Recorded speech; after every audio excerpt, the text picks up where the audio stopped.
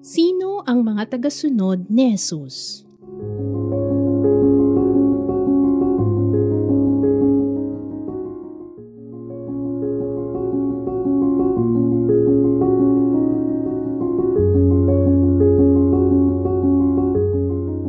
Sinabi sa kanya ni Juan, "Guro, nakakita po kami ng isang taong nagpalayas ng mga demonyo sa pamamagitan ng inyong pangalan. Pinagbawalan namin siya dahil hindi natin siya kasamahan."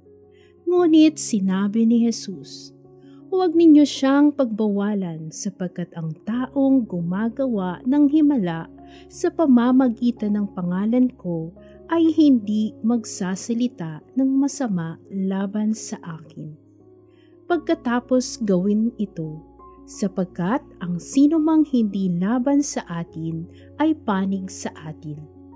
Tandaan ninyo, ang sinumang magbigay sa inyo ng isang basong tubig dahil sa kayo'y tagasunod ko ay tiyak na tatanggap ng gantimpala. Mabuti pa sa isang tao ang siya'y bitinan sa lieg ng isang malaking gilingang bato at itapon sa dagat, kaysa maging sanhi ng pagkakasala ng isa sa maliliit na ito, na nananalig sa akin. Kung ang kamay mo ang nagiging sanhi ng iyong pagkakasala, putulin mo ito. Mas mabuti pa ang pumasok sa buhay na walang hanggan na putol ang isang kamay, kaysa may dalawang kamay na mapunta ka sa impyerno, sa apoy na hindi namamatay. Kung ang paa mo ang nagiging sanhi ng iyong pagkakasala, putulin mo ito.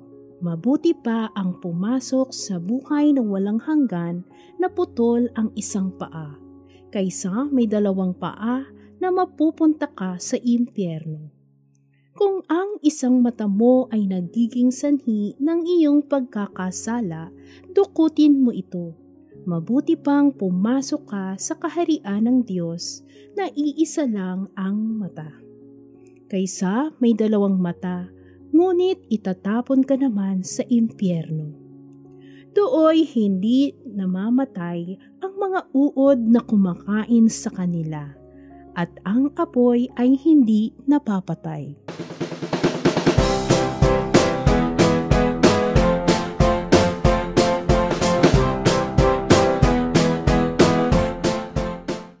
Itinuwid ni Jesus ang kaisipan ng kanyang mga alagad tungkol sa kung sino ang kaisa niya at kung sino ang maaaring gumawa ng mga himala sa kanyang pangalan. Para sa mga alagad, ay sila lamang nakakasama ni Jesus ang may karapatang gamitin ang kanyang pangalan. Subalit para kay Jesus, ang pagiging disipulo ay hindi lamang sa pamamagitan ng salita o sa pisikal na pagsasama. Ito ay bumubukal sa puso na nagpapakita ng sarili sa mabubuting gawa.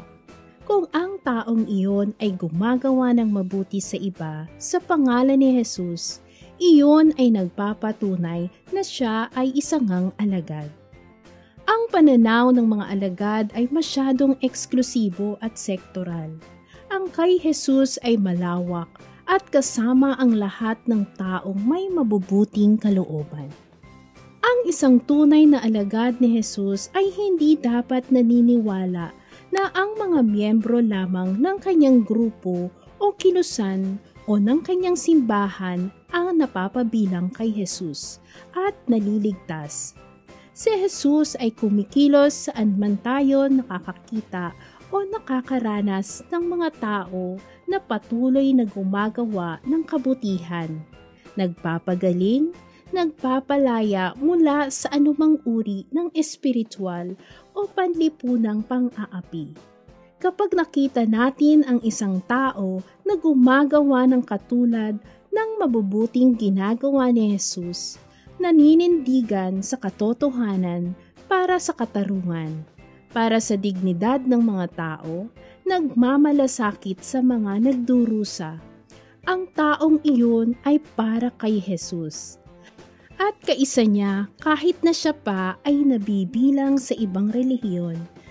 Dahil sa mahiwagang pamamaraan, si Jesus ay kaisa ng bawat tao at ang banal na espiritu ay naroroon sa puso ng lahat ng tao. Sa tuwing nakikita natin ang mga taong gumagawa ng mabuti, dapat tayong magalak at malaman na sila ay para kay Jesus. Ayon sa Katesismo ng Iglesia Katolika, ang mga tumatanggap ng tawag ni Kristo sa awa ng Diyos at tumugon sa Kanya ng kusang loob ay nakakadama ng galak ng pag-ibig ni Kristo na ipangaral sa lahat ng dako ng sanlibutan ang mabuting balita. Ang kayamanang ito na galing sa mga apostol ay iniingatan ng buong katapatan ng kanilang mga kahalili. Ang lahat ng tagasunod ni Kristo at tinatawag na palaganapin ito sa mga susunod na salit-saling lahi bilang pamamahayag ng pananampalataya sa diwa ng pagkakaisa ng mga magkakapatid at sa pagdaraos ng liturhika at panalangin.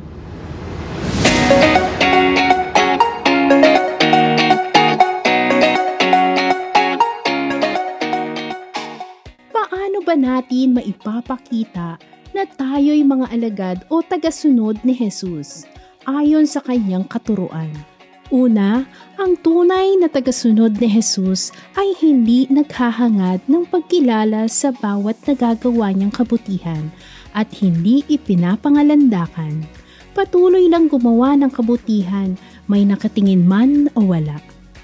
Ikalawa, malinaw sa kanya na bahagi ng pagsunod kay Jesus ay ang karanasan ng pag-uusig, paghihirap at mga pagsubok. Ngunit patuloy na kumakapit sa Diyos dahil nagtitiwala na hindi nagpapabaya ang Diyos. Naninindigan sa kung ano ang tama, ngunit mas pinaiiral ang habag na makatwiran at nakakapagpalaya.